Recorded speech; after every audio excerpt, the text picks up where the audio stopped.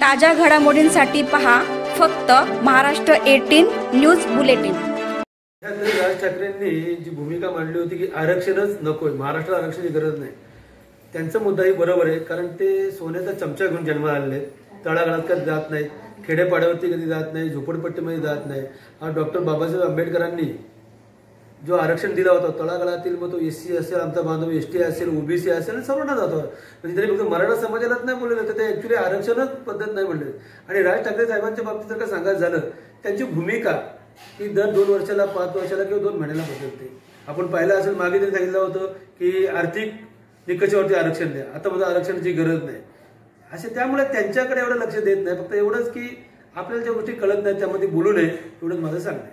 मावळ मतदारसंघामध्ये आपल्याला उमेदवारी खासदारकीसाठी जाहीर केली होती। आगामी विधानसभा निवडणुकीमध्ये मावळ आणि विशेष करून पनवेल आणि उरण मतदारसंघामध्ये मराठा समाजाचे उमेदवार उभे करणार असतील आणि कोण असतील?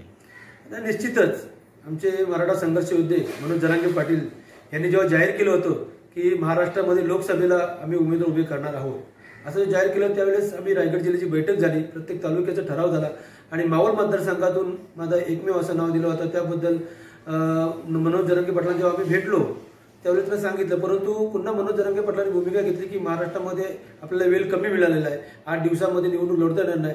त्यांनी सांगितल्याप्रमाणे आम्ही निवडणूक लढवली नाही। परंतु आता तत्कालीन सरकारने, जेव्हा हे सरकार होतं, यांनी आम्हाला 20 फेब्रुवारीला जेव्हा अधिवेशन झालं आणि तेव्हा त्यांनी सांगितलं होतं की 4 महिन्यात तुम्हाला सगळे सोयीचा GR काढू।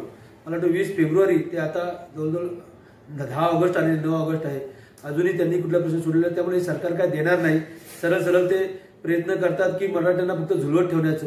म्हणून आज मनोज जरांगे पाटलांनी सांगितलं की 288 उमेदवार उभे करायचे।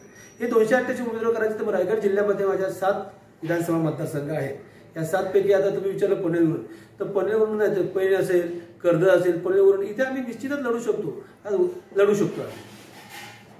पनवेल मतदारसंघामध्ये गणेश कडू हे शिकत पक्षाचे कार्यकर्ते आहेत आणि मराठा समाजाच्या सगळ्या आंदोलनामध्ये त्याचं एक पुढाकार मोठ्या प्रमाणात असतो। तर पनवेलची उमेदवारी मराठा समाजाचा नेता म्हणून त्यांना देण्याची शक्यता आहे का? नाही, याच्यामध्ये कसं आलं, निश्चितच फक्त पनवेल नाही तर आता पेण, म्हणजे आमच्या गणेश कडू जसे आहेत, आमच्याकडे सर्व कार्यकर्ते आहेत ना। आज उदाहरण द्यायचं म्हटलं तर पेणमध्ये आमचे मंगेश दलवे तेही उमेदवार असू शकतात। कर्जत खालापूरचा जर का विचार केला, कर्जतमध्ये सुनील पाटील आहेत, तेही आमचे उमेदवार असू शकतात। पनवेल असेल, उरण असेल, गणेश कडू असेल, मी स्वतः आहे, आम्ही 4 उमेदवार तर आम्ही इथे आहोतच ना। त्यामुळे निवडणूक लढवायची तर जरांगे पाटलांना आम्ही लढणार आहोत आणि आमचे 4 उमेदवार आम्ही सक्षम आहोत, जे मराठा समाजाचं काम करतात, आज नाही करत, गेले 20 वर्ष काम करतात। आणि उर्वरित तर 3 मतदारसंघ आहेत, तिथे सुद्धा आम्ही उमेदवार उभे करू शकतो। त्यामुळे उमेदवार उभं मनोज जरांगे पाटलांनी सांगितलं तर आम्ही निश्चितच आम्ही उभे करणार आणि यावेळेस मराठ्यांची ताकद आम्ही दाखवणार आहोत। नाही, जरांगे पाटील कधीच हवा करत नाहीयेत, आज वास्तववादी आहेत। ज्या वेळेस त्यांनी, मला असं वाटतं की 22 मार्चला त्यांनी डिक्लेअर केलं होतं की आम्ही उमेदवार उभे करतो म्हणून, 22 मार्च समथिंग, आणि त्यावेळेस वेळ कमी होता तरी सुद्धा तयारी झाली। 8 दिवसात आम्ही तयारी केली। परंतु दुर्दैवाने काय, महाराष्ट्रामध्ये ज्यावेळेस सांगितलं गेलं तर प्रत्येक ठिकाणी 100-200 असे उमेदवार त्यांच्याकडे जेव्हा गेले आणि तो मेल पण नव्हता त्यांच्याकडे, त्यामुळे त्यांनी माघार घेतली। पण त्यांनी एक सांगितलं होतं, आम्ही धडा शिकवणार, आम्ही पाडणार, आणि ते महाराष्ट्रामध्ये आम्ही पाडून सुद्धा दाखवलेलं आहे। कसं असतंय, कधी कधी पहिले पाडा, लढा, मग जिंका, असा नियम असतो, तो पाडलेच आम्ही। म्हणजे आजपर्यंत 42 वर्षाचा हा लढा आहे। या 42 वर्षामध्ये कधी मराठा समाजाची राजकीय भूमिका घेतली होती, परंतु प्रत्येक येणारा पक्ष, मग सर्व पक्ष आहेत त्याच्यामध्ये, सत्ताधारी विरोधी पक्ष, सगळे पक्ष काय करतात, मराठ्यांना फक्त गृहीत धरतात। त्यांना वाटतं राजकीय दृष्ट्या आम्ही कधीच हा विचार नाही, पण राजकीय दृष्ट्या पहिल्यांदा मराठ्यांनी विचार केला आणि हा विचार केल्याच्या नंतर दिसलं की मराठ्यांची ताकद महाराष्ट्रात किती आहे। जे खूप मोठ्या 45+ गोष्टी करत होते त्यांना 18 पण नाही गाठता आल्या, म्हणजे 1/3 पण नाही गाठता आलं। त्याच्यामुळे मराठ्यांची ताकद आहे आणि जरांगे पाटील हवा करत नाही, फक्त ते योग्य तो निर्णय घेतात आणि त्यांच्या निर्णय क्षमतेवर त्यांचा पूर्ण विश्वास आहे।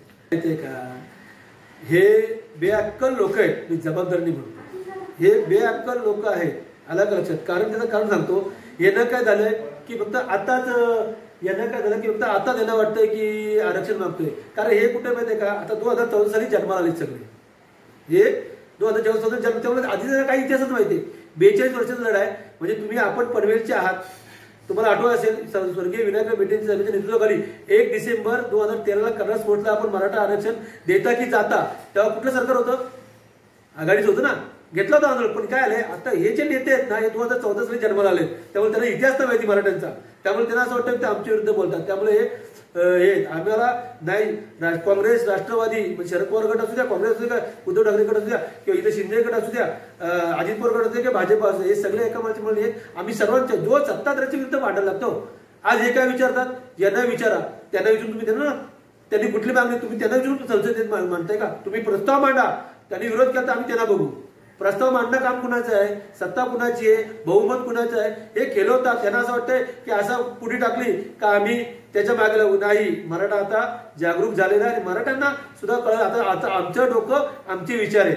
पूर्वी आमच्या डोक्यावर कोणाचे विचार होते ते नाही, आता आमचे डोके आमचे विचार वागते. त्यामुळे सत्ताधारी असू द्या की विरोधक असू द्या, आम्हाला माहिती आहे सर्वांनी फसवलंय. पण आज जो सत्ताधारी त्याच्या विरुद्ध आमचा लढा आहे.